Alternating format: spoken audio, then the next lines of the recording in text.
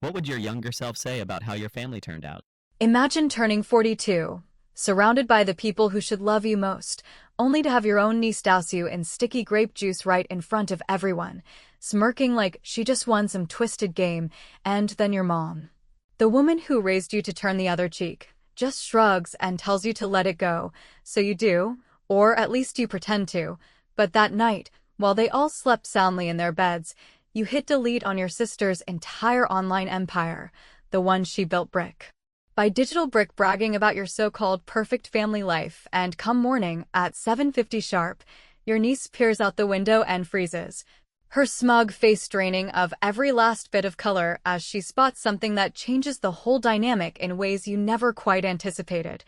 leaving you to wonder if that single click was the start of healing or just the beginning of a much deeper unraveling that would pull everyone into its wake.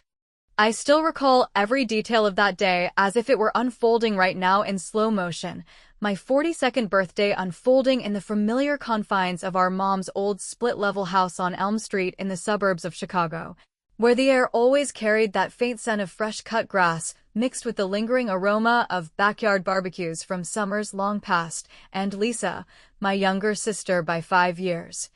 had insisted on turning what I envisioned as a quiet dinner into this sprawling family affair, complete with colorful balloons bobbing against the wood-paneled walls, a towering sheet cake frosted in pastel swirls that she claimed to have baked herself even though I knew full well it came from the local bakery down the block, and relatives trickling in one by one, aunts with their gossip-laden hugs and uncles cracking jokes about how time flies when you're buried in spreadsheets at a marketing job like mine. Lisa had always positioned herself as the vibrant heart of these gatherings, the one who swooped in with grand gestures to mask the fact that her calls home were few and far between unless she needed a favor or a loan that she promised to repay next month, but somehow never quite managed to, while I, Emily Harper, the dependable older sister and executive at a mid-sized firm downtown, quietly covered half the mortgage payments on this very house to keep Mom comfortable in her retirement without ever demanding a thank you or even a mention in the family narratives that Lisa so loved to curate. The afternoon kicked off with that deceptive warmth of reconnection, laughter bouncing around the living room as stories from our childhood resurfaced like old photographs pulled from a dusty album. Tales of summer vacations at Lake Michigan where Lisa and I would chase waves until our fingers pruned, though in truth those memories always felt tinged with the undercurrent of competition that had simmered between us since we were kids. Her effortless charm drawing the spotlight while I learned to thrive in the reliable shadows, and amid it all hovered Sophia, Lisa's 17-year-old daughter. My niece who carried her mother's sharp cheekbones and dark hair streaked with rebellious highlights that she refreshed every few weeks to maintain that aura of youthful defiance, snapping endless selfies on her phone with an eye roll that seemed permanently etched into her expression, the kind of teen who broadcasted her so-called entrepreneurial spirit on social media platforms through motivational quotes overlaid on filtered images of coffee mugs and laptops, all while relying on family handouts for her latest pair of designer sneakers or that gaming console she swore would launch her streaming career. I had chosen my outfit carefully for the occasion, a sleek navy dress that hugged my figure just right after months of hitting the gym to combat the stresses of a stalled promotion at work, feeling for once like I could step into the center of the room without fading into the background, when Sophia appeared in the kitchen doorway, pitcher of grape juice balanced precariously in her hands as if she were auditioning for a clumsy comedy sketch. She approached with that saccharine tone teenagers deploy when mischief is afoot, commenting on how put together I looked in a way that now rings hollow in my memory, and before I could even formulate a response or step aside, she executed what was clearly no accident, her foot catching on nothing at all as the entire contents of the pitcher cascaded over me in a cold, viscous wave that seeped through the fabric of my dress, staining it a deep, unforgiving purple that spread like an accusation across my chest and down to my thighs, the room falling into a stunned hush broken only by the drip-drip onto the linoleum floor and then erupting into those awkward, half-hearted chuckles from the guests who probably sensed the undercurrent of malice, but chose politeness over confrontation. Sophia stood there unmoving for a beat, her lips curling into a smirk that cut deeper than the chill of the liquid, and she delivered her line with the precision of someone who'd rehearsed it in her mind, saying, "Perfect, now you look the part," implying perhaps the overlooked aunt, the one who always cleaned up the messes without fanfare, or maybe something even more pointed about the roles we'd all silently assigned in this fractured family tableau.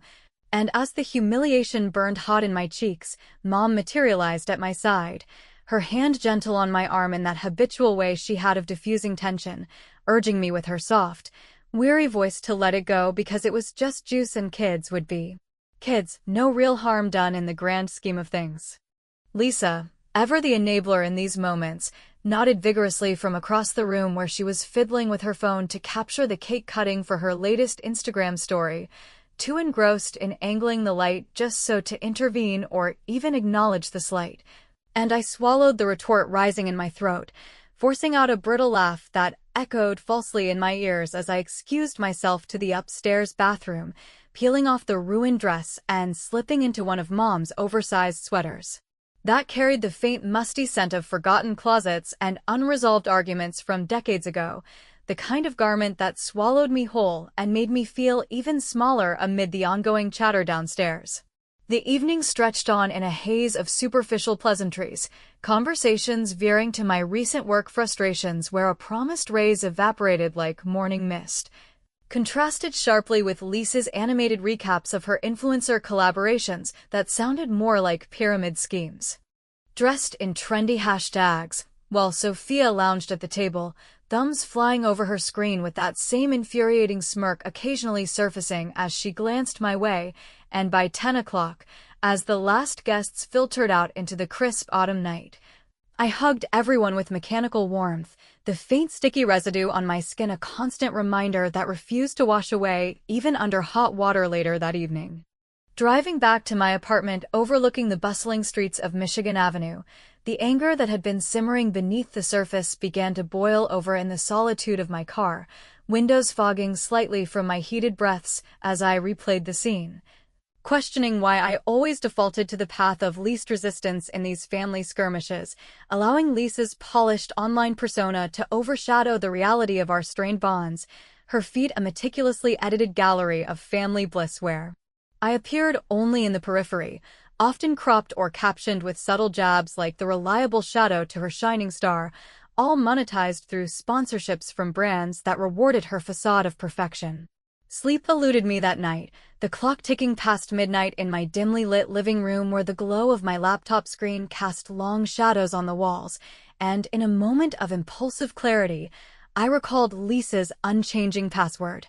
the name of our childhood golden retriever that she'd never bothered to update despite my gentle reminders over the years, granting me seamless access to her account that pulsed with activity even in the wee hours. Thousands of posts chronicling her curated life from sponsored getaways to heartfelt family montages that painted us as unbreakable. My heart raced with a mix of trepidation and exhilaration as my fingers navigated the interface, selecting batches of content that represented years of her digital empire. The vacation reels and motivational threads vanishing one by one under my command, followers' notifications pinging silently as the algorithm registered the purge, and within 20 minutes, I had reduced it to a barren slate. A blank profile staring back, with only her bio altered to read, "Starting fresh," in a twist of irony. That brought a fleeting smile to my lips despite the undercurrent of guilt that tugged at the edges of my resolve, because Mom's words echoed in my mind about letting it go, yet in that instant, the act felt like reclaiming a sliver of dignity stolen in purple streaks, a quiet rebellion against the roles we'd all grown too comfortable playing. As I closed the laptop and finally drifted toward uneasy sleep, visions of Lisa's inevitable morning meltdown danced in my thoughts, a petty comfort amid the uncertainty of what repercussions might follow, unaware that the true fallout was only beginning to stir.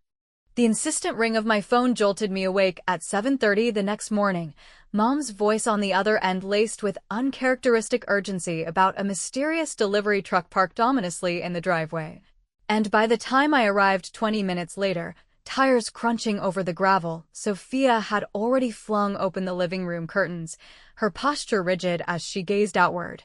the color leaching from her face in a way that suggested the world outside had shifted irrevocably. Her phone tumbling forgotten to the floor as she remained transfixed by whatever sight greeted her eyes. Waking up to the relentless barrage of text messages lighting up my phone screen felt akin to stumbling upon a hornet's nest in the garden, each vibration a stinging reminder of the impulsive decision I'd made in the dead of night. And by the time I maneuvered my car into Mom's driveway just past 8:15 that morning, the air was already thick with the kind of familial tension that hangs like humidity before a storm. The delivery truck still idling at the curb with its engine humming in low menace, as if it had been planted there to guard some unspoken secret, while Sophia remained pressed against the living room window, her usual air of teenage invincibility shattered into a pale, wide-eyed paralysis that made her look younger than her 17 years, her phone having slipped from her grasp to land with a soft thud on the carpet below, forgotten in the grip of whatever spectacle unfolded outside. Lisa exploded through the front door before I could even kill the ignition, her pajamas rumpled and hair disheveled in a way that stripped away her carefully maintained influencer polish, brandishing her device like a prosecutor's exhibit as she launched into a tirade that blended fury with disbelief, demanding to know exactly what I'd done to her social media account because it had vanished into digital oblivion overnight, every single post, story, and reel erased as if they'd never existed, leaving her with a sterile blank canvas that her sponsors were already bombarding with panicked inquiries about canceled promotions and lost revenue streams that she claimed would cripple her fragile empire. I feigned complete ignorance as I emerged from the car clutching my travel mug of cooling coffee, the steam curling lazily into the crisp autumn air while Mom appeared in the doorway behind Lisa, her hands twisting the hem of her apron in that habitual gesture of a woman perpetually caught between her daughter's tempests, murmuring pleas for calm that fell on deaf ears amid the escalating accusations. And as we shuffled inside to the kitchen where the faint purple stains from yesterday's juice incidents still marred the floor like stubborn graffiti, Lisa thrust the phone under my nose to display the void of her profile, the generic avatar of a wilting flower mocking her former glory and the bio now reduced to a sparse, starting fresh, that I had slyly inserted during my midnight purge, her voice rising in pitch as she insisted that only someone with my tech know-how could orchestrate such a clean sweep without tripping any recovery alarms, admitting in the same breath that she'd always been lax with security, using our old dog's name as a password since high school because changing it felt like too much hassle in her whirlwind life of content creation and fleeting gigs. The room filled with the scent of fresh coffee brewing on autopilot as Mom busied herself at the counter, avoiding eye contact while Sophia finally detached from the window, her voice barely above a whisper as she mentioned the truck belonging to some account verification service that had dropped off a nondescript envelope. But her gaze lingered on me with a flicker of suspicion that suggested she might have pieced together more than her mother realized, turning what should have been a simple confrontation into a web of half-truths and probing glances that left me balancing on the edge of confession. We settled into an uneasy standoff around the scarred oak table where countless family meals had played out over the decades, Lisa pacing the linoleum with increasing agitation as she detailed the fallout from her evaporated online presence, revealing in her rant how her influencer side hustle was far more precarious than the glamorous facade suggested, a patchwork of sponsored posts for dubious products like herbal supplements promising eternal youth and affiliate links to budget fashion hauls that barely covered the electric bill, let alone the luxuries she paraded on her feed, and in a moment of raw vulnerability, she confessed to borrowing that $5,000 from me last year for Sophia's orthodontic work without ever circling back to repay it because one deal was supposed to go through but fizzled like so many before, painting a picture of desperation masked by likes and shares that made my initial act of sabotage feel a tad less villainous, though the guilt still gnawed at me like an uninvited guest when Mom interjected with her soft insistence that we were family and grudges only widened the cracks already spiderwebbing through our bonds. By midday, the family group chat had ignited into a frenzy of concern and confusion, relatives firing off messages with puzzled emojis and queries about Lisa's sudden digital silence, Aunts offering sympathy laced with curiosity and uncles injecting lame humor about tech glitches, while Mom attempted to soothe the waters by pulling a tray of chocolate chip cookies from the oven as if baked goods could mend the rift between sibling sabotage and wounded pride, the warm aroma momentarily softening the edges of the argument until Lisa stormed off to the backyard to make a frantic call to her so-called manager, leaving me alone in the kitchen with my phone and a brewing idea for escalation that carried the witty sting of poetic justice. Seizing the brief window of solitude, I crafted an anonymous profile on a whim, dubbing it something innocuous like Truth in Pixels with a profile picture of a pixelated family silhouette that hinted at revelations without screaming them. Then delved into the screenshots I'd wisely preserved from Lisa's account before deleting them, compiling a subtle thread that juxtaposed her airbrushed posts of family harmony against glimpses of the unvarnished truth, such as the sagging roof on Mom's house that I footed the repairs for, or the sponsored bliss captions hiding the reality of her mounting credit card debts, posting it into her niche online communities where midlife aspirants swapped tips on monetizing motherhood. Careful to avoid direct names, but layering in enough context that her followers would sniff out the connections like bloodhounds on a trail, and as the initial likes and shares began to accumulate, a rush of sly satisfaction coursed through me. Far more elegant than spilling juice or shouting matches, because it let the crowd become the jury, doling out judgment in comment sections that buzzed with knowing nods and calls for authenticity. Lisa returned shortly after, her expression thunderous as she scrolled through the burgeoning backlash on her rebuilt feed. Some troll, me, of course, now the talk of her circles with whispers of exposed hypocrisies spreading faster than a viral challenge. And she rounded on me with renewed venom, declaring that if this anonymous nonsense traced back to my fingerprints, I'd be cut out of the family narrative for good, her words laced with a hurt that almost pierced my armor until Sophia's sidelong glance reminded me of the truck's ominous purpose, perhaps a hired investigator already unraveling my digital footprints. The afternoon devolved into a tense truce of sorts, arguments simmering down to pointed silences broken only by the clink of forks over lunch, where Mom's attempts at mediation circled back to her mantra of letting things go. Her eyes pleading with me in the hallway later as she pulled me aside to confess that this pettiness wasn't the Emily she'd raised, the one who fixed problems with practicality rather than payback, planting seeds of doubt that made my clever tip-off feel like a hollow victory amid the growing specter of consequences. I departed around 5 o'clock, waving assurances that I'd help sort the mess, while inwardly replaying the day's chaos on the drive home through rush hour snarl, my phone vibrating intermittently with notifications from the anonymous account's growing audience. A mix of schadenfreude and unease twisting in my gut as I pondered how far Lisa might push back, only for Mom's text to arrive just as I merged onto the highway, a forwarded scan of an aged letter attached with the cryptic note that she'd unearthed it from the attic during her cleaning frenzy, and it might shed light on lingering shadows from our past, particularly those involving Dad's abrupt departure when I was just 10. The document's opening lines visible even in thumbnail. Dear Margaret, the truth about what happened that summer can't stay buried any longer, sending a chill down my spine that had nothing to do with the air conditioning. Staring at the forwarded image of that yellowed letter on my phone screen while inching along the expressway in the thickening rush-hour traffic felt like unearthing a long-forgotten artifact from a life I thought I'd moved past. The words from Dad jumping out in faded ink that detailed his regrets over an affair with a coworker from the auto plant where he spent his days welding frames for sedans that carried other families to safer destinations.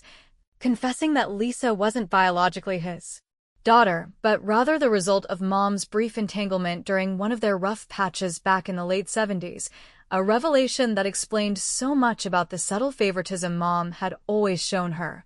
The way she'd overlook Lisa's slip-ups while scrutinizing my every move as if I carried the weight of both their expectations, and as I pulled into a gas station lot to reread the full scan with trembling hands. The document unfolded into a plea for understanding laced with mentions of a small life insurance payout he'd squirreled away in a separate account to provide for all of us equally. hinting at amounts that could have eased Mom's later financial strains if not for whatever diversions had occurred in the years since his sudden exit when I was merely 10 and still believed in the permanence of family ties. The implications swirled in my mind like exhaust fumes from passing semis, forcing me to confront my own buried grudges from childhood, where I'd internalized the role of the overlooked eldest. The one who helped with homework and chores while Lisa got the new bike or the extra allowance, a dynamic that had festered into quiet resentments I rarely voiced until moments like the juice incident cracked the surface. And now this letter suggested layers of deceit that made my digital payback seem almost tame in comparison to the foundational lies that had shaped our interactions for decades.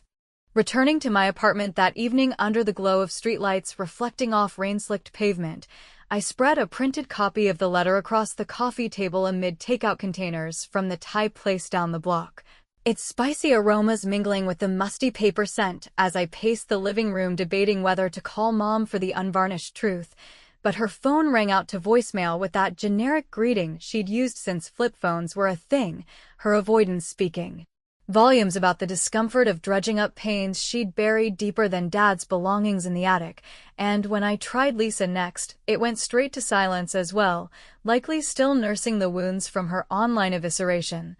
Leaving me to my laptop where curiosity morphed into compulsion as I revisited the email archives I'd glimpsed during the account hack, navigating through folders labeled with innocuous tags like family stuff that concealed a trove of exchanges between Lisa and a probate consultant dated back months, discussions about verifying inheritance documents and shielding assets from what Sophia referred to in one message as Aunt Emily's inevitable sniffing around. A casual betrayal that twisted the knife since it positioned me as the antagonist in their private narrative, revealing how Lisa had siphoned portions of Dad's hidden fund to fuel her influencer dreams and cover Sophia's extracurricular indiscretions, including a hushed-up incident at the mall last summer that could have landed her in juvie if not for family connections pulled by Uncle Ray. The discoveries painted Lisa not as a carefree opportunist, but as a cornered schemer juggling deceptions to maintain the illusion of success, and Sophia's involvement added a sting of disappointment, transforming my smirking niece from a spoiled teen into an active participant in the larger family con that had kept Mom in the dark while I unknowingly subsidized their facades. Determined to bridge the gap under the guise of reconciliation, I drove back to the house the following Saturday morning through neighborhoods alive with weekend errands, the split level emerging like a sentinel of unresolved histories as Mom welcomed me with a hug that carried the faint vanilla of her baking, fresh scones cooling on the counter in a bid to restore normalcy amid the undercurrents of discord,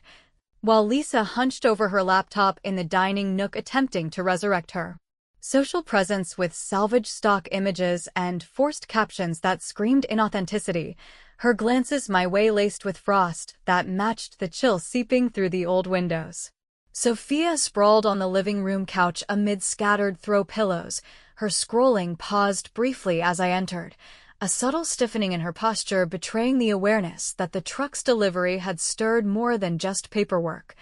And when I casually inquired over coffee about the verification service's role, Lisa dismissed it with a wave as merely promotional swag gone awry, but Sophia's evasive murmur about legal notifications tied to Dad's will betrayed the deeper currents, prompting me to steer the conversation with lighthearted jabs about how family secrets often made for the juiciest online tales, watching Lisa's jaw tighten as she admitted the envelope contained summonses to disclose hidden assets, a probe ignited by an anonymous whistleblower that now threatened to unravel her carefully woven financial safety net. As the women retreated to hushed debates in the kitchen, I excused myself to the upstairs bathroom, the familiar creak of the stairs buying me moments of privacy where I fired up my phone to craft another layer of retribution. This time a custom meme generated through a quick design app featuring a whimsical cartoon of a family tree with gnarled branches buckling under the weight of glittering but counterfeit jewels, captioned with a sly nod to roots running deeper than any social filter could conceal, then disseminated it anonymously into Lisa's influencer forums where women of a certain age traded stories of balancing motherhood and side gigs, the post gaining traction through veiled references that her circle would decode like a puzzle, eliciting chuckles and commiserations that humiliated without overt aggression. The drive home later that afternoon brought a cocktail of triumph and self-reproach, the meme's viral whispers echoing in my notifications as I navigated the winding roads, a humorous undercurrent in the comments lightening the pettiness of my actions yet amplifying the doubt seeded by Mom's earlier plea in the hallway about preserving the family I'd fought so hard to support. Her words resonating with the truth that unearthing these graves might satisfy the immediate itch but risked poisoning the well for good, especially when those hearing my tale over backyard fences or book club chats would likely shake their heads at my escalating vendettas, viewing them as the desperate flailing of a woman unwilling to confront her own role in the dysfunction. Settling into a solitary dinner of reheated leftovers in front of the television that evening, the glow of some mindless procedural drama flickering across the walls, my phone buzzed with an incoming text from a blocked number that chilled me more than the autumn draft through the vents, the message reading simply to back off the will inquiries or face the public airing of my hacking exploits, signed with an initial that screamed Lisa's handiwork, and as I scrolled to verify, an email notification pinged from her address, forwarded to a local attorney, complete with screenshots capturing my work IP address linked to the account deletions through some forensic tracing she'd apparently commissioned, her bluff feeling all too real in that moment of exposure. Heart pounding with the implications of potential legal entanglements, I weighed the options of denial or counterattack, only for another message to slide in from an unexpected source, Sophia's number flashing with an invitation to meet the next day because, as she put it, I didn't know half the tangled web yet. Arranging to meet Sophia at that nondescript coffee shop tucked off the interstate on a drizzly Sunday morning carried the air of clandestine dealings straight out of one of those afternoon thrillers that fill the local channels, the kind where rain streaks the windows and patrons huddle over steaming mugs to escape both the weather and their own dramas, and there she sat in a corner booth with her hoodie pulled low over her streaked hair, stirring a latte absent-mindedly as if the froth held the answers to her family's unraveling finances. Her 17-year-old bravado cracked just enough to reveal the vulnerability beneath when I slid into the seat opposite her and ordered a black coffee to match the somber mood settling between us like fog on the highway outside. She wasted no time diving into the heart of it once I prompted her gently, explaining how Mom's discovery of the letter had ignited a firestorm over Dad's will that Lisa had suppressed for years to redirect the modest inheritance into her own ventures, including funneling portions towards Sophia's private school tuition, and that ill-fated attempt at a modeling contract which ended up costing more in fees than it ever promised in returns. Admitting with a voice laced with reluctant admiration that Lisa's schemes stemmed from a genuine fear of falling short in a world that prized her online persona over the gritty realities of single motherhood.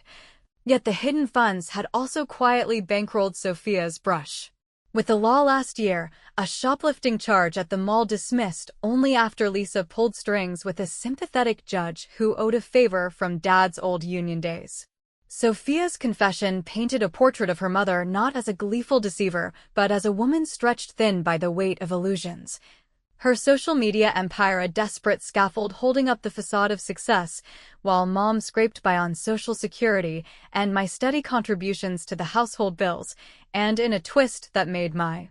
stomach clench, Sophia revealed that the delivery truck's envelope contained not just summonses, but preliminary audit notices triggered by an anonymous filing to the probate court, one that echoed my own digging, but came from an unexpected quarter. Perhaps Uncle Ray, who had nursed his own grievances since being cut out of Dad's affairs after the funeral. The rain intensified as we talked, drumming against the glass like an impatient audience demanding resolution, and Sophia's plea for me to ease off the pressure carried a raw edge that humanized her beyond the smirking teen from the birthday fiasco.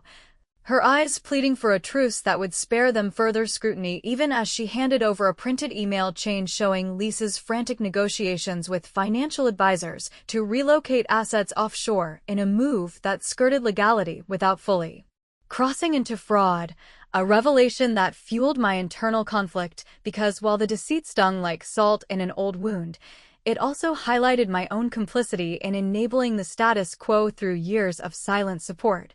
A dynamic that anyone eavesdropping on my life story might criticize as enabling the very cycles I now sought to dismantle with my digital jabs. Driving away from the shop with the wipers slashing rhythmically across the windshield, I grappled with the moral quagmire of it all. The clever satisfaction of my previous memes now soured by the realization that my retaliations were amplifying the family's fractures rather than mending them. Yet the pull of one more witty strike proved irresistible as I envisioned a scheme that would expose Lisa's hypocrisies on a grander scale, something that played to her vanity while underscoring the transparency she so publicly championed in her posts about authentic living. By early afternoon, ensconced in my apartment with the scent of fresh espresso grounding me, I constructed an elaborate online persona as the organizer of a virtual charity summit for influencers dedicated to empowering single mothers through financial literacy workshops,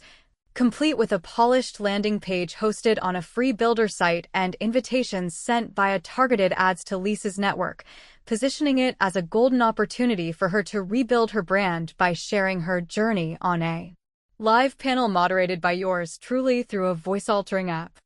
that disguised my timbre as that of an enthusiastic nonprofit director from the Midwest.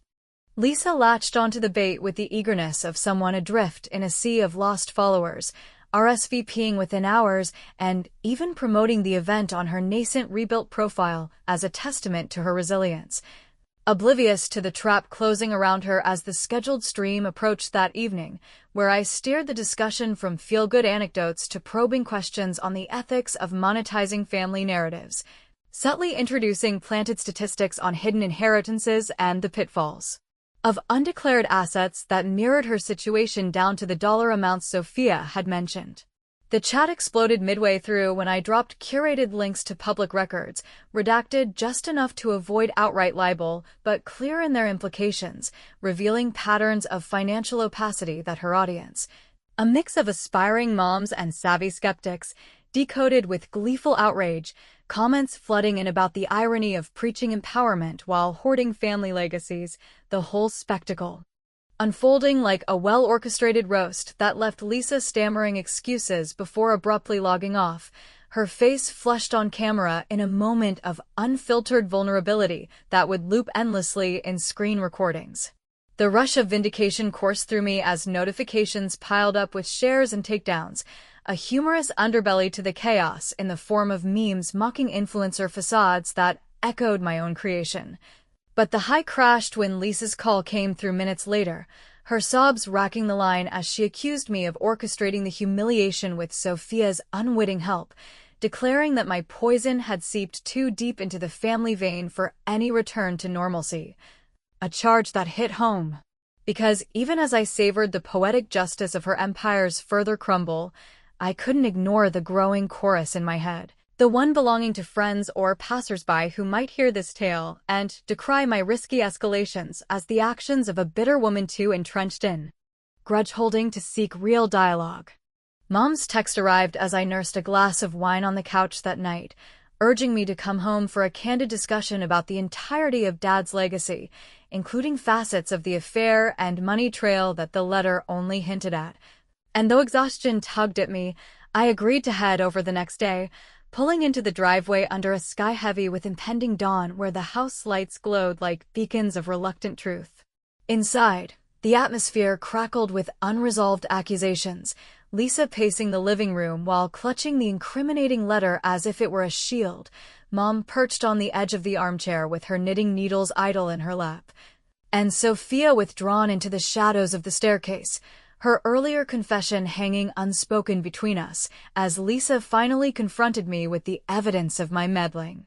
The forensic report from the truck service outlining my IP trails and even timestamps, aligning with the charity stream, threatening to involve the authorities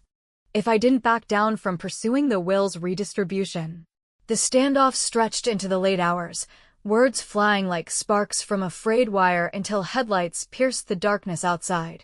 a sleek sedan depositing Uncle Ray and a stern-faced attorney onto the porch,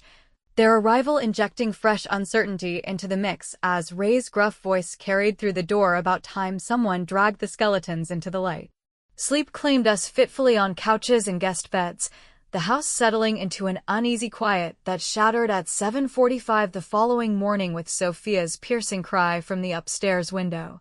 drawing us all to the glass where she stood transfixed on the dew-kissed lawn, her body rigid as she beheld the unfolding tableau that bore the unmistakable stamp of my final, audacious gambit.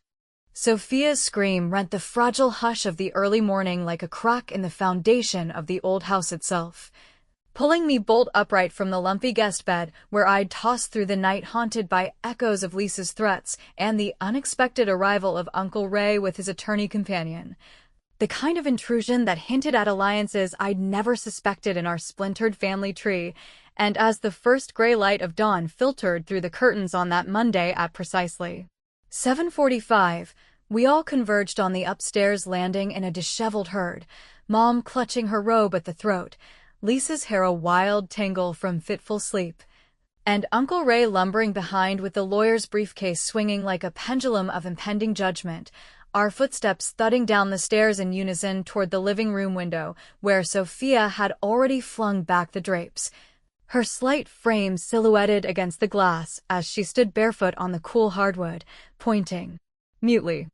at the front yard with a hand that trembled not from the chill but from the sheer audacity of the scene materializing on the dew-laden lawn. What greeted our collective gaze was no ordinary delivery, but a colossal banner unfurled across the grass like a fallen flag of surrender,